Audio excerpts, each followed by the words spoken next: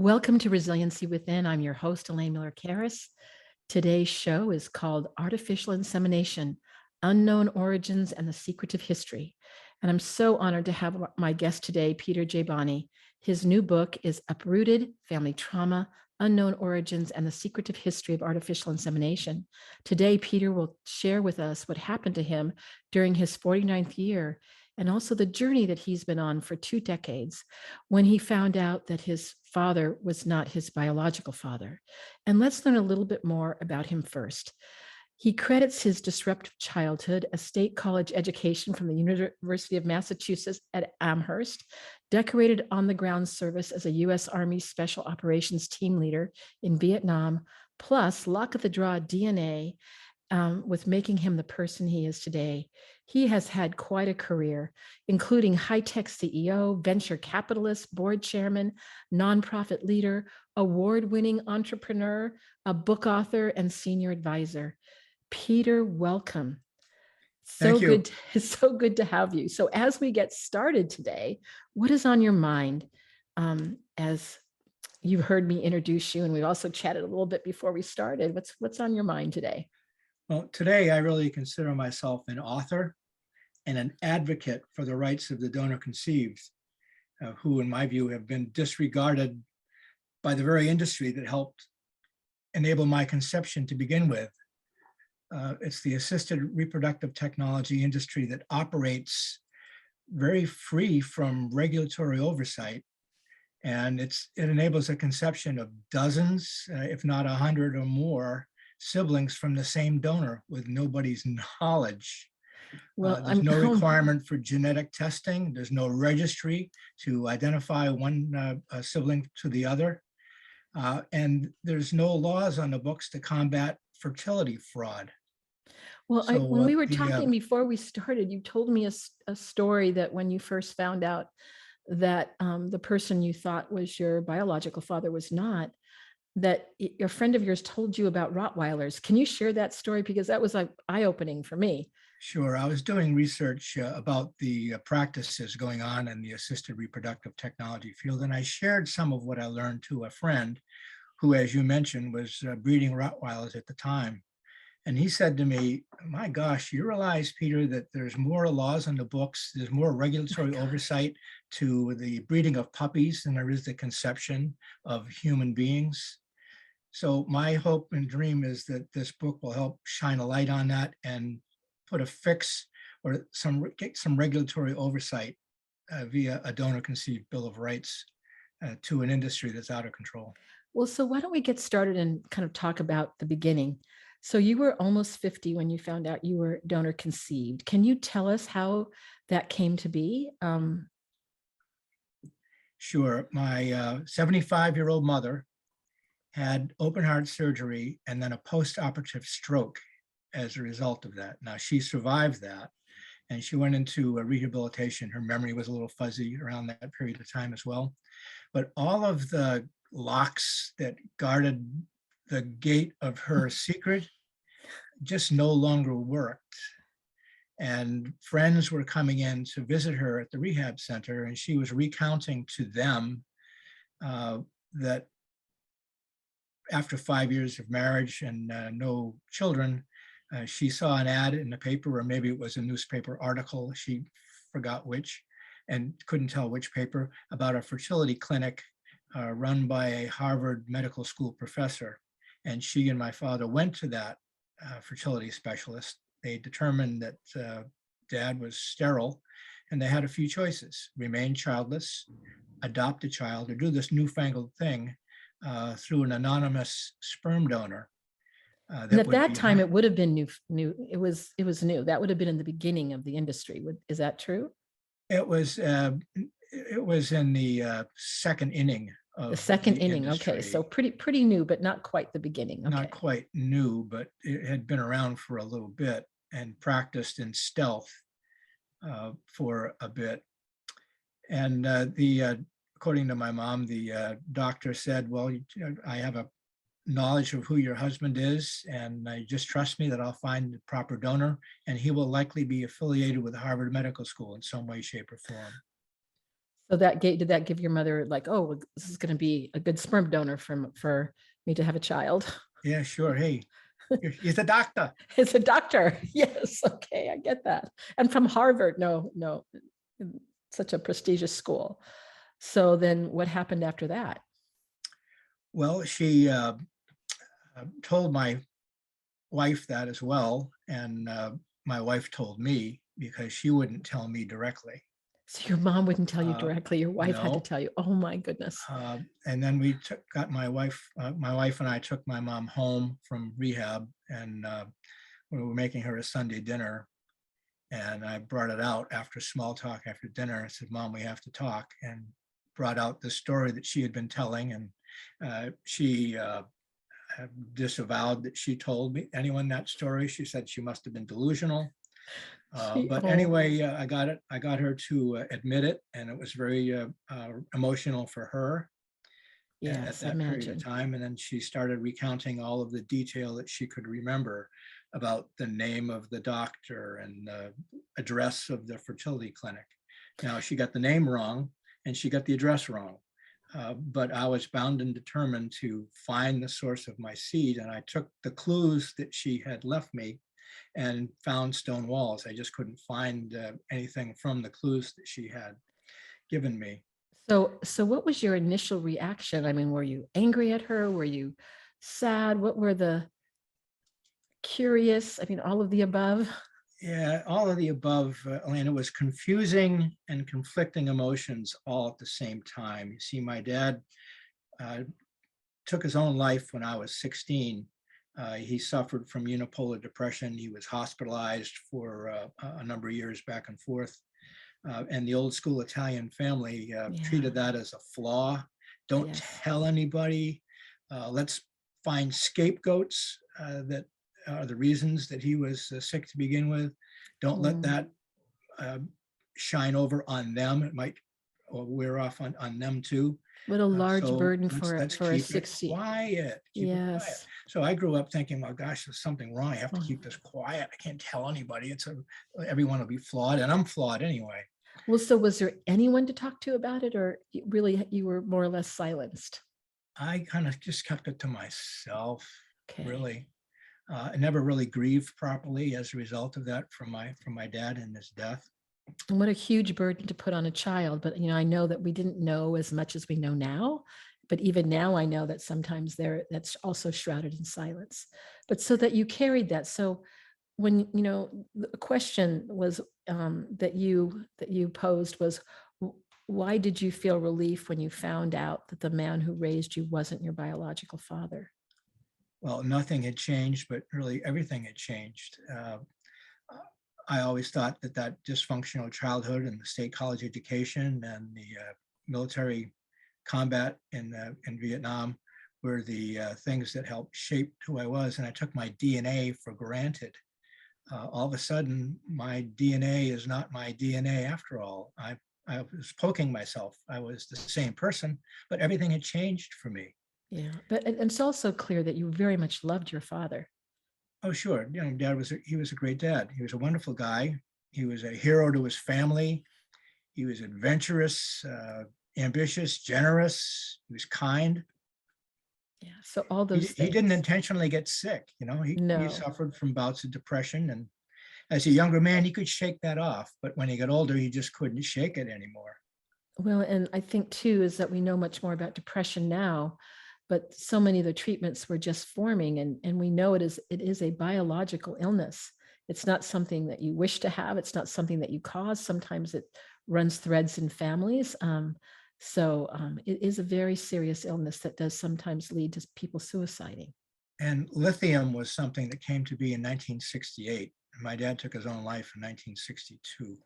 So it didn't After have 4 years of hospitalization back and forth. and I imagine great suffering not only for him but for the family and for your mom. Oh, sure. And so I can understand where there's a certain relief that, okay, that's not my DNA. But then you went on such a journey. You want to talk a little bit about, you said mentioned that wasn't the correct doctor or the correct address. Do you want to mention a little bit about the journey, about how you got to really start learning more about the family history? Well, when I ran into the roadblocks because I didn't have proper, what's the word I'm looking for, clues. Uh, Even if I had clues, there were no records anyway. The old days of that industry, they just didn't keep records. The only thing I could do, which was therapeutic, was research the living daylights out of the industry that was created that enabled my conception to begin with. And I took a look at assisted reproductive technology from a scientific, a sociological, and a legal standpoint, actually from biblical references right through to the present day. And I was so traumatized by the discovery that my wife suggested that I go see a therapist, and some of my friends did as well. And the old school concept of a therapist for me that I heard in both the war room as well as in the boardroom is if you are weak enough that you need a therapist, maybe you're not fit for command. So I kept that very quiet as I found a therapist that was good for me. And I cycled through a couple before I found one that specialized really in trauma. Yes, and that made a big difference for you. You said something earlier to me before we started about the trifecta. You want to say, illuminate to what that meant, what that therapist said that to you? Yeah, well, that was in my first meeting with him, he said, "Congratulations, son, you hit a trifecta." And what he was really saying was that new trauma oftentimes rekindles old trauma that you thought had long passed. I was still dealing with the trauma of my childhood and my dad's death, and I never properly grieved for him.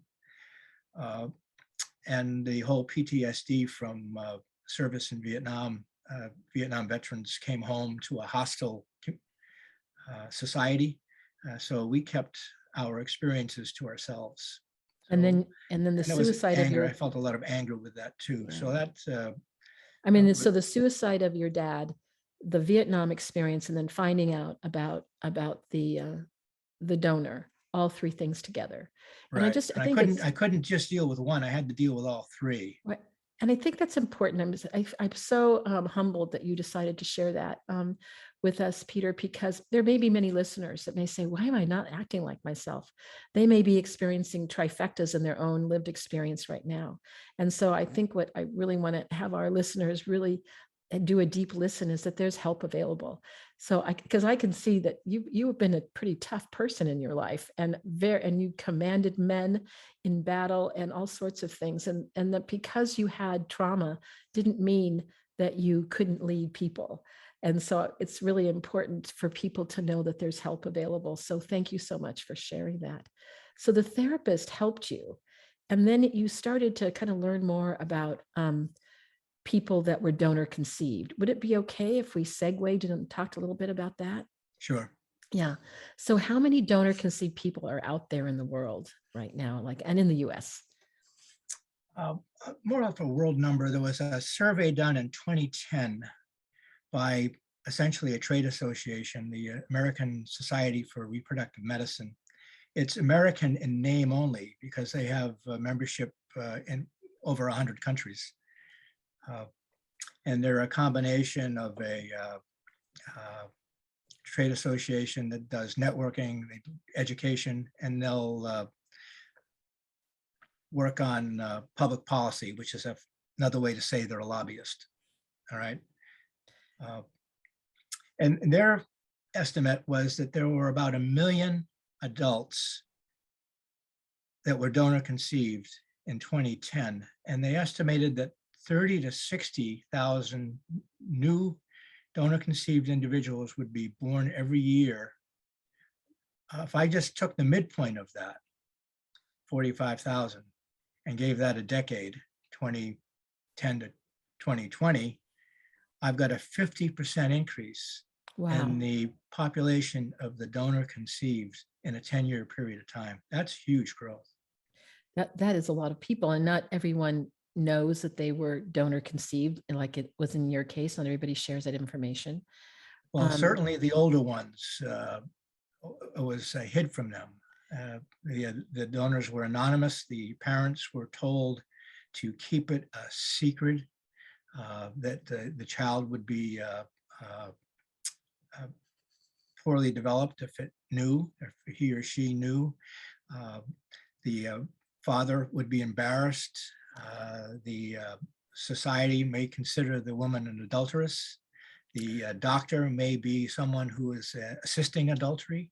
Yeah. Church and state all drove the practice of assisted reproductive technology underground in a clandestine fashion. And so that actually probably that caused more trauma from what I'm understanding from you. You also shared with me a term that I was not familiar with, and that's misattributed. Can you tell us a little bit about what that means and why it's important for us to understand? Sure. Yeah, I never heard that word until I started researching this thing. If you're misattributed, your birth certificate and your DNA just don't jive. Something's askew with maybe one or both parents. And experts think that 2 to 4% of us are misattributed. Some think it's a little less, some think it's a lot more, but they all agree that 2 to 4% is a number they can put their hands on and their hat on. How can that be? How can you be misattributed? Well, the largest reason is the late discovery closed adopted people. Perhaps you could be the product of an extramarital affair or a one night stand or an unreported sexual assault. Perhaps you're switched at birth, or Aunt Martha was the one raising you. You thought she was your mom, but maybe Cousin Mary was really your mom, raised by Yes. another family member. That still Yeah. happens in families Yes, today. I think it Or happens you to can be many like me in the families. old days, they called it semi-adopted, Semi-adopted. conceived through an anonymous donor. For me, it was an anonymous sperm donor. Today, the technology has advanced. There's egg donors, there's embryos, and so forth. So how big, meaning how lucrative is this assisted reproductive technology industry? And when I'm hearing you talk about how many people are involved with it, that they even have their own lobbyists. What is your estimation? Yeah, well, the industry is so large and it's growing so rapidly. I thought that it would attract the likes of JP Morgan or Goldman Sachs. Wow. And it has several product segments, if you will. Sperm banks, that's a $3.5 billion business, expected to grow to $5 billion in 2025. That's not that far away. No, it's not that far away. There's egg banks today, and that's $1 billion. There's embryo bank, that's another $1 billion. So it just, and then the whole services from the clinics themselves can add up to the trillions on a global basis. Well, and when you say that this is so lucrative and that and when you called yourself, I'm now an author and an advocate. Now your advocacy comes from that this is not a very well-regulated business. Is that, do I have that correct? That's exactly the case. There are dedicated medical practitioners out there, and they do a great job. But there's a small subsegment, I'll call them the rogues, and the rogues operate without laws. The science has expanded. It's not just fresh sperm anymore, it's frozen sperm, it's frozen egg, it's embryo, it's surrogacy, it's uterine transplants, all with $1 billion of growth. The sociology and the legal acceptance has changed now that enabled that 50% growth in the last decade alone. So people can My talk about it issue isn't with openly. the practice of the fertility specialist as much as is the distribution of the gametes, the egg, the sperm, and the embryo, with little regulatory oversight. It's like the Wild West that enables the conception of many, many dozens, if not 100 or more siblings. Well, from the and same Peter, donor. you shared with me that the United States lags behind other developed countries. So why is this, and what is the danger if we continue to not have more regulations? Well, how would you like to date a sibling? No. How would you like your children to date the children of your siblings? So has that actually happened? All unknown to you Oh, with God. no registry. Smart kids go to smart kids schools too, Yes. by the way. How would you like to learn at age 50 that you're one of 100 siblings and feel like a commodity at that? How would you like to have a genetic disorder that could have been prevented if there were any kind of genetic screening required before the donation took place to begin with? There's all kinds of reasons that this is. Now, has it happened, just out of curiosity, that someone has actually dated their sibling unknowingly? There have been cases of that. I discovered a sister, a half sibling, in February of last year, and we crossed paths. We did not date, we did not know one another, but we crossed paths, and you can just stretch the imagination. Yes. Is there anything behind the genetic sexual attraction, or is that alchemy, where Yeah, two oh, that's adults meet interesting. and they don't know why they're attracted to one another, but they are? Well, yeah, and I've read about some situations where people were going to the same school and there was something about that person, and then the discovery came out through, serendipity almost. So I'm just wondering then, what do you think we need to do to fix the reproductive technology industry?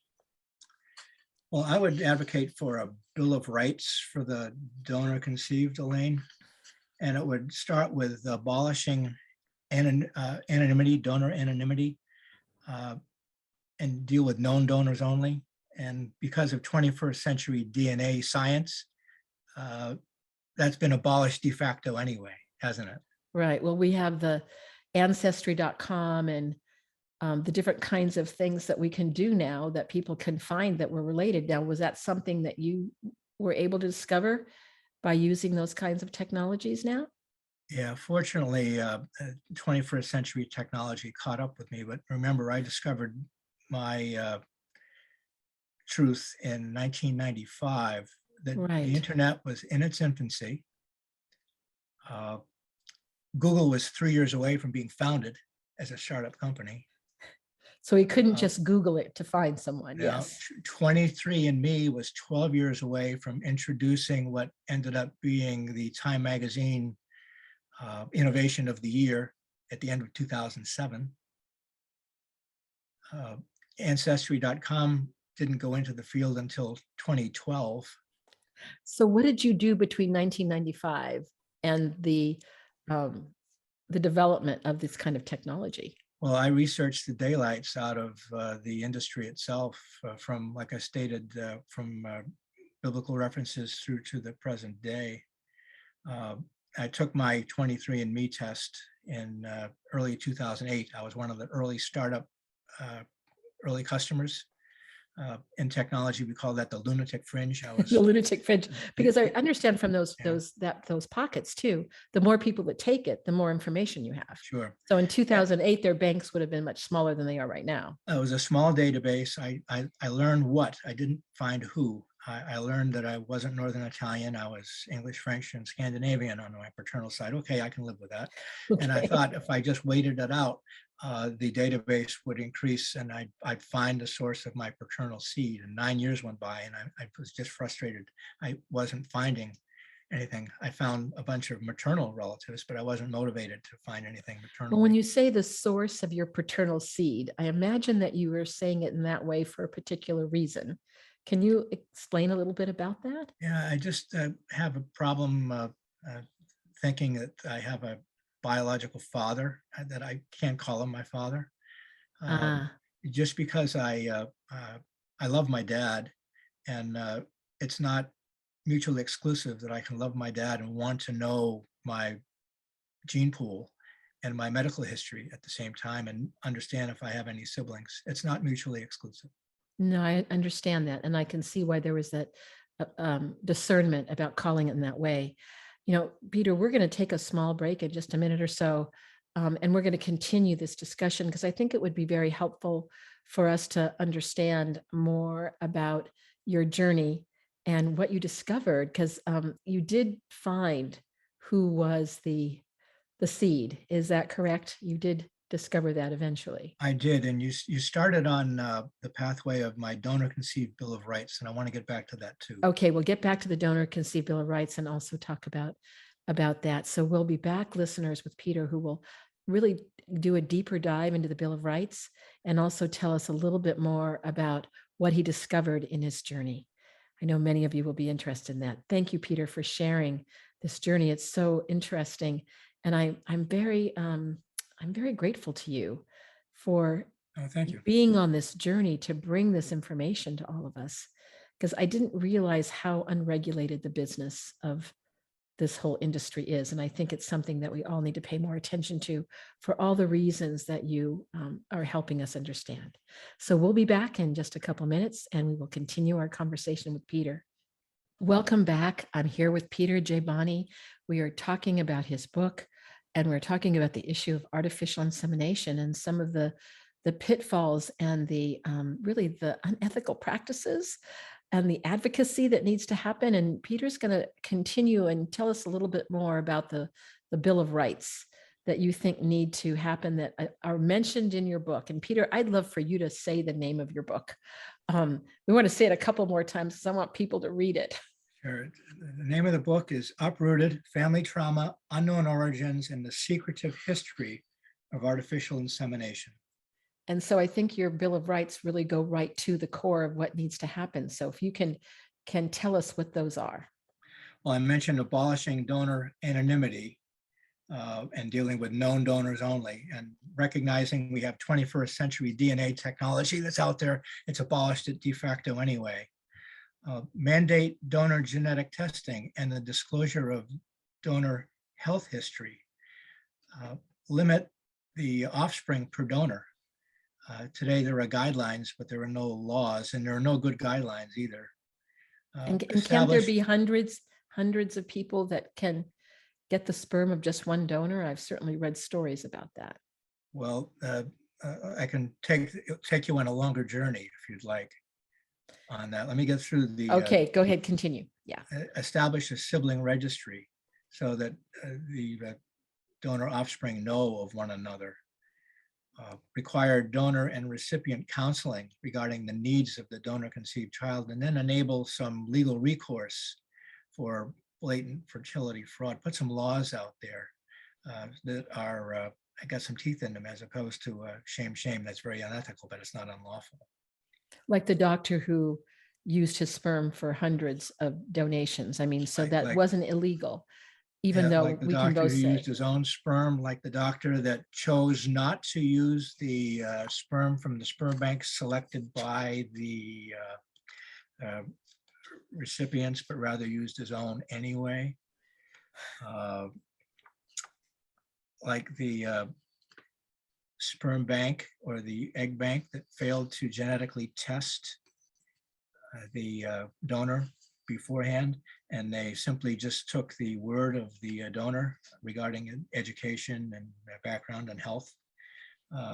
The case of somebody who claimed to be a PhD that spoke 4 languages was actually a convicted felon and a schizophrenic who bred several dozen children, whose sperm enabled the conception of several dozen children, many of whom had problems along the way in their life.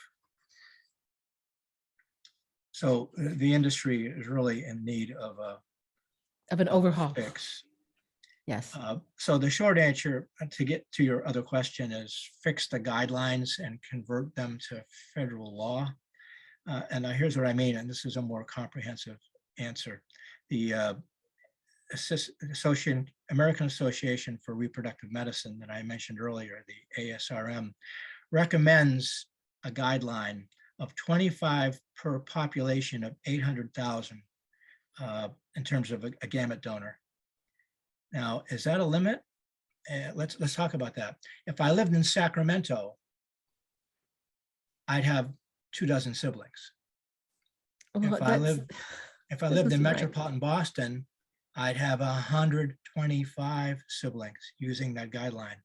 Now, if I were in a more populated area like you in Southern California, let's say LA or New York City, using that guideline, I'd have 250 siblings. Excuse me, I don't think that's a good guideline. It sounds wrong to me, Peter, because all the things that you mentioned earlier, you could start dating your sibling. There are all sorts of things that could happen as a result of that number of siblings. Well, now you have the gamete banks that so a donor might go to a second bank, a third bank, and a fourth bank.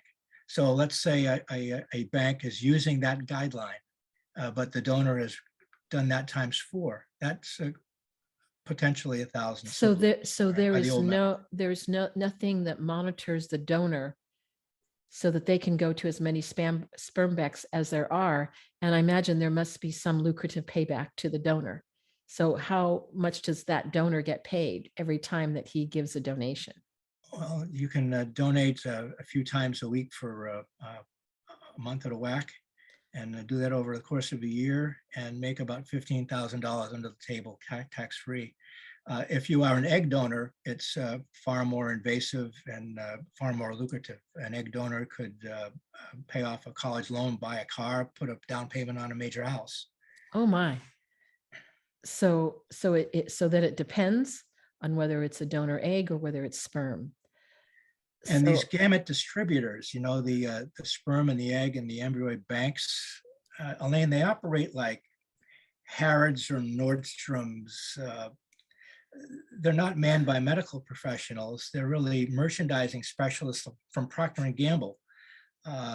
There's return policies, there's warranties, there's credit card acceptances, there's FedEx shipments, there's cataloging with models.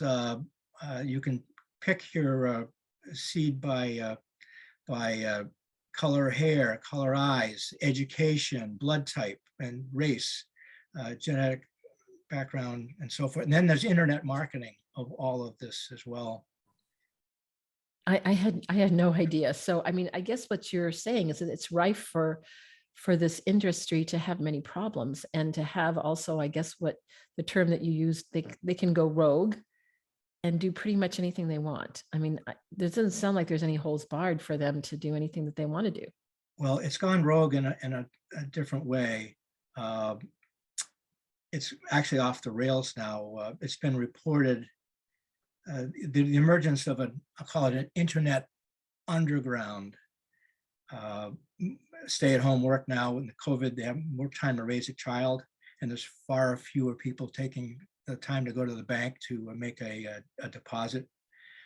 So demand for gametes is up 20%. By gamete, I mean the seed, the egg, the sperm, or the embryo. So to meet the growing demand, you have private Facebook groups cropping up, sporting thousands of members. There's software applications and websites that work like Etsy or Match.com. Can you imagine getting a sperm or egg donor from Craigslist? No, that seems a little difficult to me because I can see that on one hand, we want people who are having fertility problems to be able to have the modern technology. That's one thing, because I mean, many people, I mean, I imagine if your mom was right here with us, I mean, you've been a great joy to her. You were a joy to her in your life. And at the same time, we also need to have regulations so that there aren't these unethical practices like you're saying, and also how it's rife with some of the problems that you've already mentioned.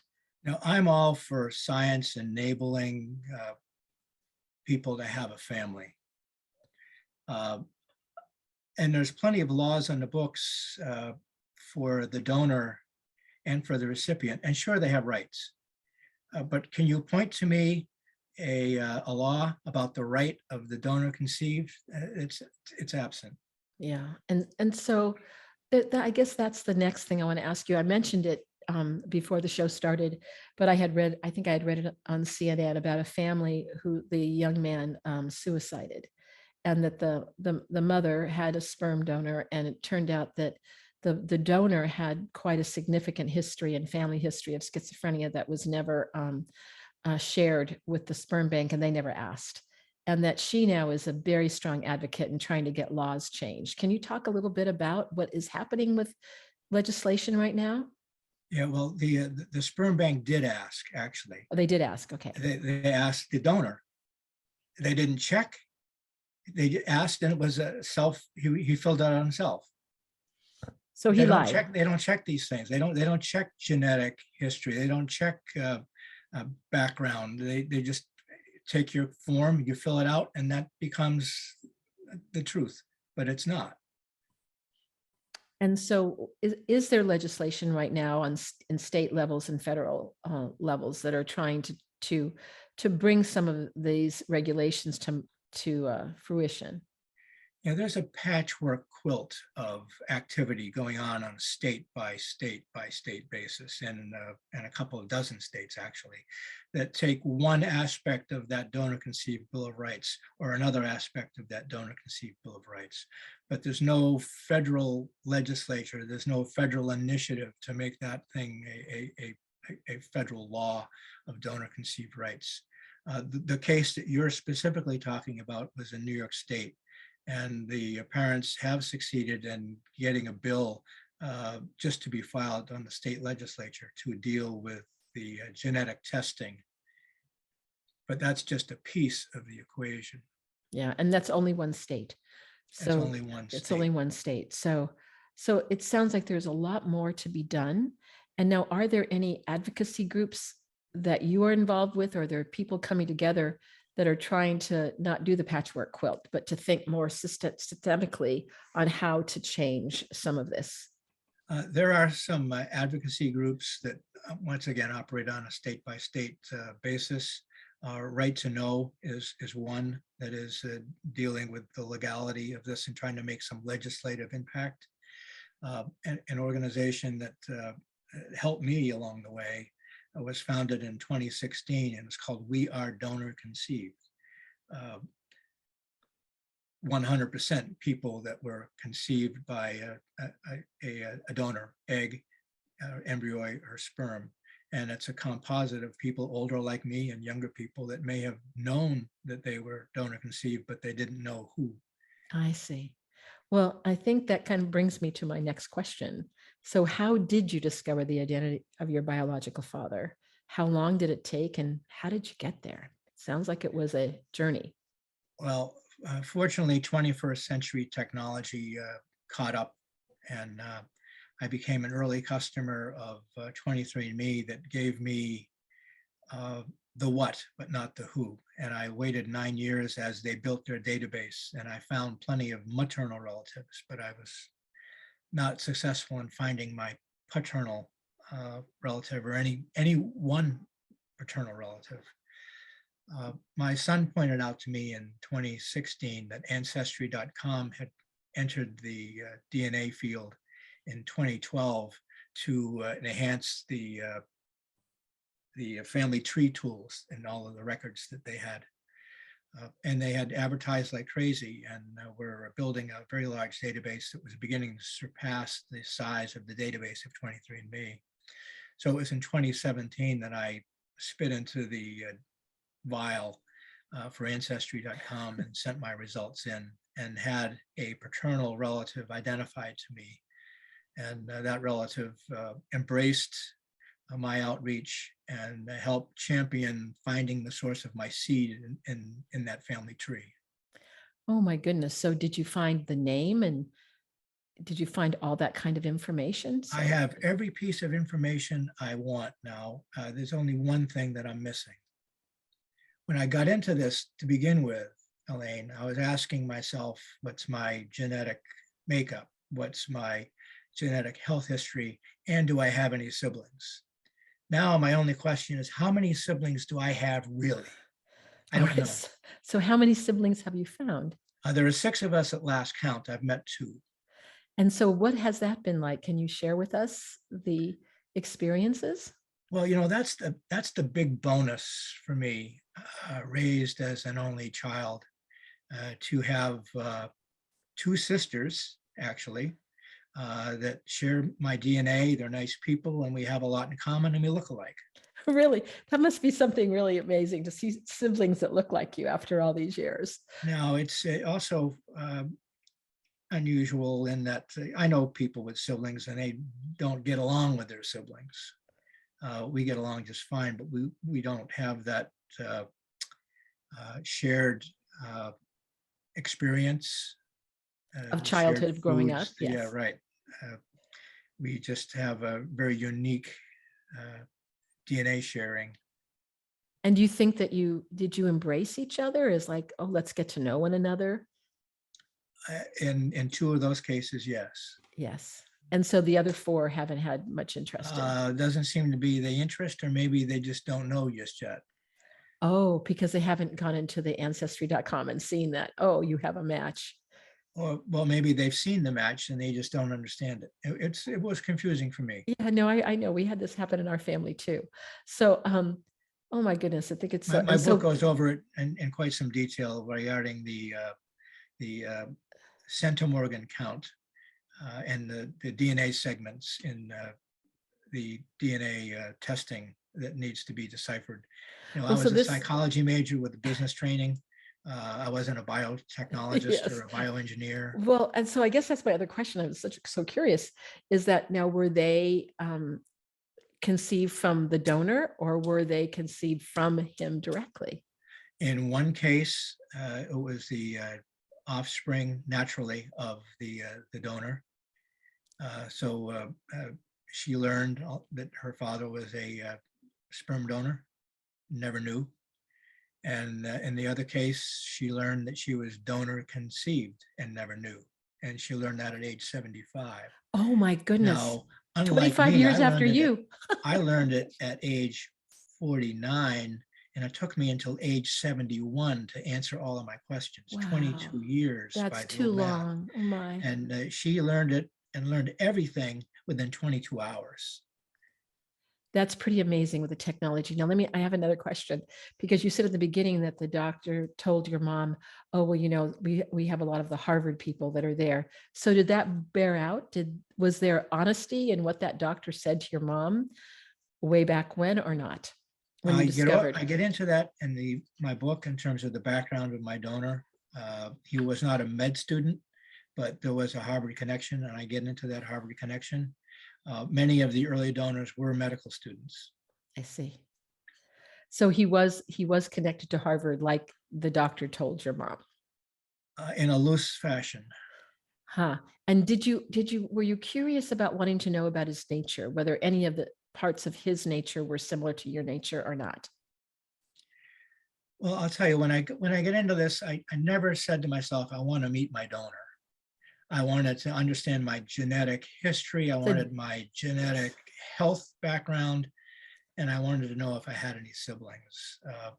But my sibling that was his natural child gave me everything, volunteered everything regarding the nature of the individual, and his background and his experience and his sense of humor and so forth. Now, you know, heritage is an unusual complex formula. Nature and nurture. Yes. My son looks like nobody in the family until we saw his picture. Oh my. And then my daughter-in-law looked at that picture and looked at my son and said, meet your grandfather. Oh, that gives me a chill when you say that.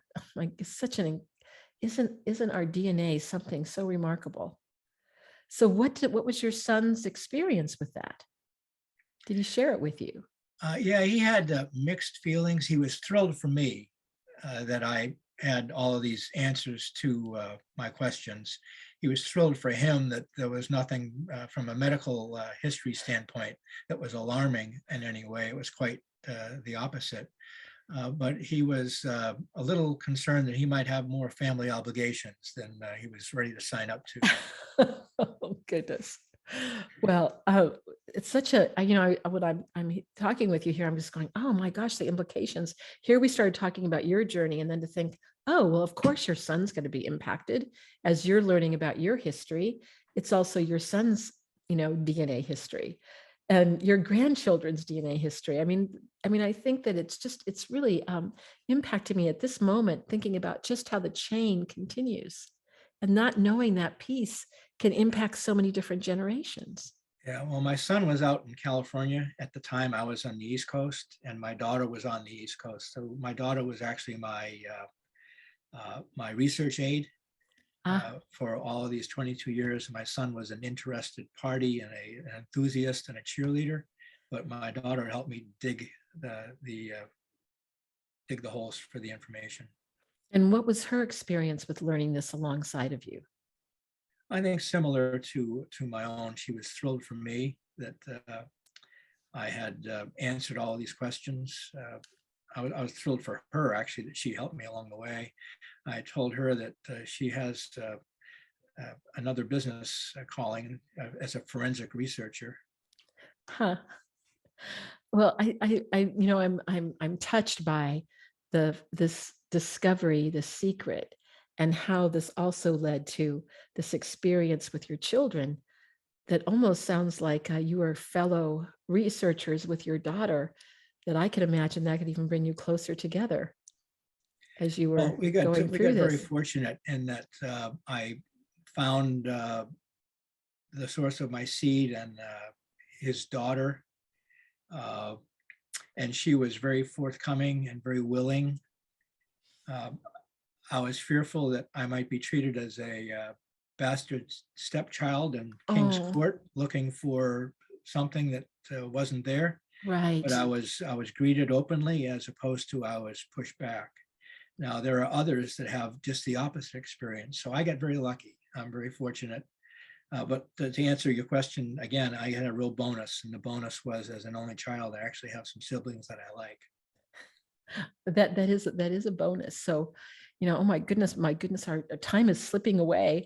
As I had a feeling this would happen with us, Peter, once we started talking about this most interesting experiences that you're sharing with us. But there's a couple more that I'd like to ask you. What is the significance of your book's title to you? Also, I noticed it's said in a very particular way. Well, as I mentioned, the experience of genealogical bewilderment and understanding that I was misattributed just was very traumatic to begin with. And I was just totally uprooted. No other way to put it. I was uprooted. My family trauma had been rekindled. My origins were in question. And then I learned the secretive history of artificial insemination. And I go over in the book my top 10 secrets of the assisted reproductive technology field to have made me uprooted to begin with. And it starts with number one: artificial insemination was actually perfected in the 19th century on the farm in animal husbandry by a mad scientist who was ultimately exiled and nicknamed Red Frankenstein. Oh my. So I have quite a story about that. But in history, artificial insemination by husband was actually first alleged in 1462 Really? by a medieval king. Huh. But it was first documented in the 18th century by a physician of English royalty, actually in 1790. The first artificial insemination by donor actually took place in 1884, and it was, in essence, a criminal act inside of a med school. And I go over the detail of that. We talked earlier how church and state drove assisted reproductive technology and donor insemination underground in actually a shroud of secrecy throughout the 20th century. And the early practice of donor insemination actually had a eugenics overtone to it, to be among the selected people. It was, back to the farm, it was frozen bull semen that actually enabled today's Wild West of gamete distribution. Oh my gosh. In the 1950s. And then 21st century technology has really obsoleted the current practices, which are 20th century practices for assisted reproductive technology. And so, Peter, as I'm seeing that our time is quickly slipping away, I want to thank you for coming and sharing all this information with us. But I also, I'm really struck by the purpose that has come out of this experience. Is there anything you want to say to our listeners as we are closing right now about what is important for them to know that's been one of your most important learned lessons, and in a minute or less? I know that's not very much time. I start my book with a quote that's from Buddha, actually. Okay. something like three things cannot be long hidden: the sun, the moon, and the truth. Ah, My notion is just no more secrets. no more It's going to secrets. come out. All the research done on behalf of a child says that the right thing to do, the best thing to do, is to be forthright and let that donor conception be part of the child's woodwork from the very beginning of his life, as And so, opposed to a traumatic discovery later in life. and one more thing, but 1 minute left, is how can people get a hold of you? You have a website somewhere that they can contact you. I do. It's www.peterjboni.com. All right. Peter, again, thank you. And I just again want to really appreciate and have so much gratitude to you for bringing this very important issue forward. I wish you much luck in your book. Remember that you can purchase it at Amazon. It's available electronically, and it will come out in the end of January in hardback. And say the name. That's going to be the final word. You're going to have the final word. Say the name of the book one more time. Thank you. Uprooted: Family Trauma, Unknown Origins, and the Secretive History of Artificial Insemination. And this is Elaine Miller-Karras signing off for today until our next time, with a great bow and appreciation to Peter J. Boni. Thank you, Boni. Thank you. Thanks, Elaine. Thank you. All right, terrific job today. All clear. Thank you, Matt. Thank you so much. You're welcome. Now, Thank you. we're still on Facebook Live. Peter, I know I always say that ending goes so fast at the end. We could have talked for another half an hour for sure. So is there anything more that you'd like to say to our Facebook Live listeners? The 10th secret actually is one that we don't have an answer to yet. That who is the next Red Frankenstein? The ethics are Important just one. needing to be defined. You've got situations now where genes can be manipulated. There was a Chinese doctor that went into jail for 3 years in 2019 because he did some gene splicing before the conception of a child. In Australia, one of the research universities this past year has created a model embryo from skin. No sperm, no egg. Now, on the farm, we had cloned sheep and we've had cloned Cocker Spaniels, but now this is going to the ultimate mammal. And without the right kind of ethics, who is going to be the next Red Frankenstein? Well, what I'd like to say to you, Peter, is I would like to have you come back in about maybe 9 months or so. Sure. After your book is out, because I think that you're going to find out. I know when I've written a book about trauma, building resilience to trauma. It has been, maybe you felt this with your first book. People read the book. I found people actually read our books, right? But there's a whole other story that comes out from the people who get a hold of this information that is also going to inform you in ways that you probably can't even conceive at this point.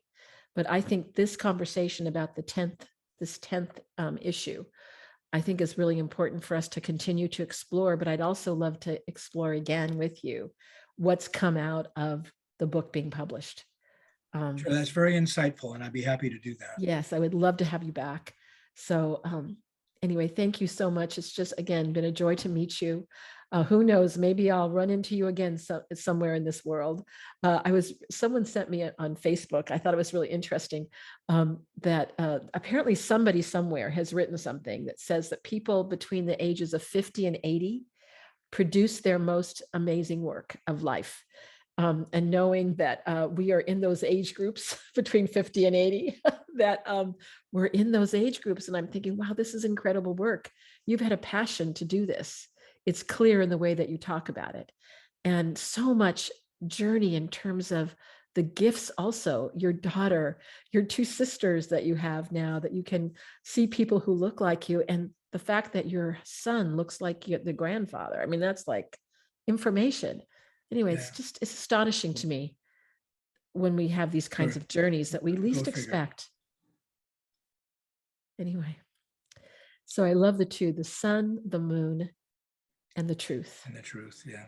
Yes, being one who also thinks very highly of the teachings of Buddha. So Thank you so much.